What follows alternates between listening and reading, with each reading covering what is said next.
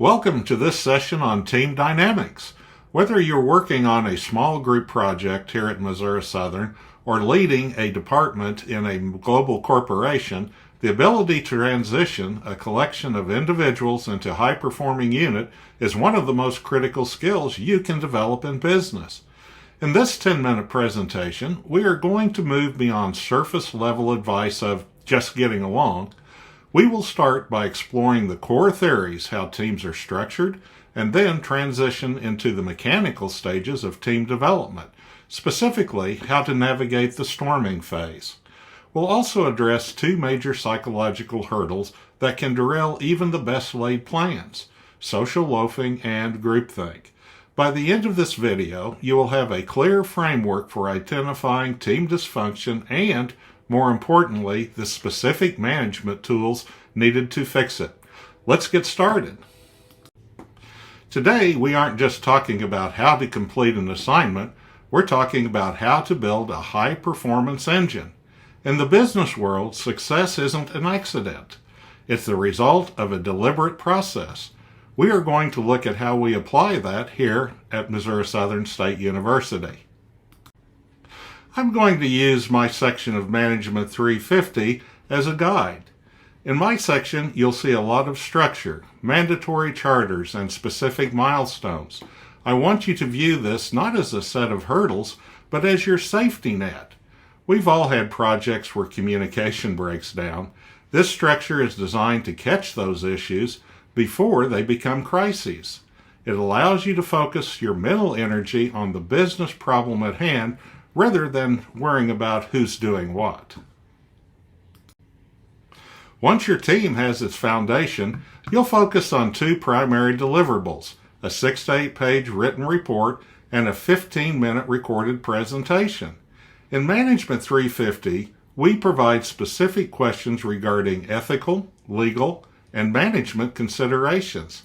The benefit of this structure is that it gives your team a clear target. You aren't guessing what good looks like. We've defined it for you. This allows you to focus on high-level analysis, like applying ethical theories to real-world business dilemmas, rather than worrying about the basic requirements. To help you manage these deliverables, we use the Missouri Southern State University tech stack: Microsoft Teams, OneDrive, and Outlook. Think of these as not extra steps, but your digital workspace. The primary benefit here is version control. When your entire team works in a single live OneDrive file, you eliminate the risk of lost work or outdated final versions sitting in an email inbox. Plus, using these platforms make your hard work visible to me. If a technical glitch happens, we have a digital trail that protects your progress and ensures your effort is accounted for. Mastering this structured process now gives you a massive advantage when you graduate. While others are struggling to figure out how to work together, you will already have a proven success toolkit. At MSSU, we are giving you the operational habits that will make you the most reliable and the most valuable person in any room. Go build great teams. Now, while the project is a team effort, your individual reflection is where you shine. Every student submits a 5-minute video reflection. This is your chance to tell me your side of the story. The benefit is twofold. First, it ensures your specific contributions are never invisible. And second, it forces a moment of self-honesty. By dressing professionally and assessing your own performance, you are practicing the self-appraisal process used by almost every major corporation. It's a low-stakes environment to practice the high-stakes skill of professional self-reflection. Let's look how this all comes together in your grade. Your score isn't just a reflection of the team's final PDF. It's a combination of the team's product, your individual reflection, and most importantly, your peer reviews. Because the peer review carries such weight, it acts as a fairness filter. It ensures that students who go above and beyond are recognized, and those who don't contribute as much are held accountable. This system is designated to reward the behaviors that make business successful: reliability, communication, and mutual support. It's a common misconception that high-performing teams just start that way. In reality, every group moves through a specific life cycle known as Tuckman's stages of team development. We have forming. This is the honeymoon phase, where everyone is on their best behavior, but roles are still unclear. From there, we move into storming. I want to emphasize this. Storming is actually a sign of progress. It's where teammates begin to push boundaries and clash over task assignments or leadership styles. If a team avoids this stage because they are afraid of conflict, they are often stay at a surface level of performance. The goal is to reach norming, where the group finally establishes a rhythm and agrees on the way we do things here.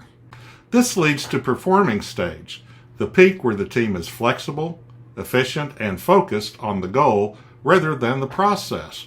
Finally, we adjourn, which is about wrapping up the project and reflecting on what was learned. Understanding this roadmap helps you realize that the friction you feel early on isn't a sign of failure, it's just the process working.